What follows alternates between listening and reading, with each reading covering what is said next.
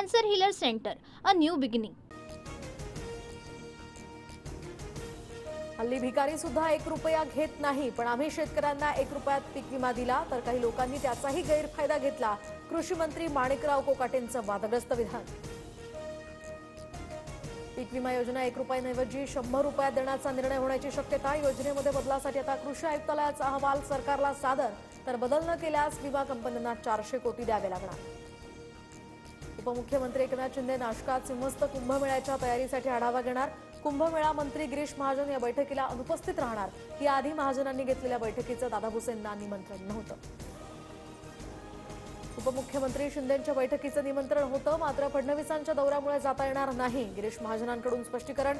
तर महायुतीमध्ये कुठलंही cold war नाही. पालकमंत्री पदासंदर्भात सुद्धा लवकरच निर्णय होईल, दादा भुसेंची प्रतिक्रिया. राज्यातील मोठ्या प्रकल्पांकडे आता उपमुख्यमंत्री शिंदेही लक्ष ठेवणार. फडणवीसांच्या वॉररूम शेजारी आता शिंदेंचा समन्वय कक्ष असणार, सूत्रांची माहिती. शिंदेंच्या वॉररूमची पुनर्बांधणी महायुतीमध्ये सगळं काही उत्तम सुरू आहे, कोणतेही मतभेद नाहीत. मुख्यमंत्री फडणवीसांकडून कोल्ड वॉरच्या वृत्ताचं खंडन.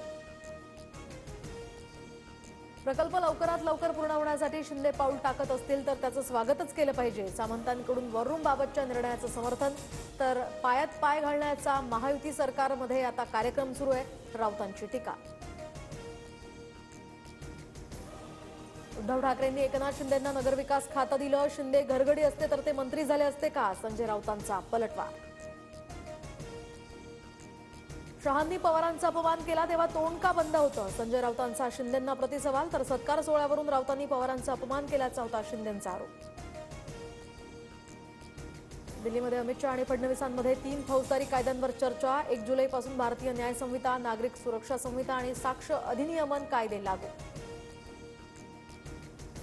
अजित पवारांकडून पुन्हा धनंजय मुंडेंची पाठराखण. तर मुंडे दोषी ठरत नाहीत तोवर कारवाई नाही. देवगिरीवरील बैठकीमध्ये दादांची ठाम भूमिका, सूत्रांची माहिती.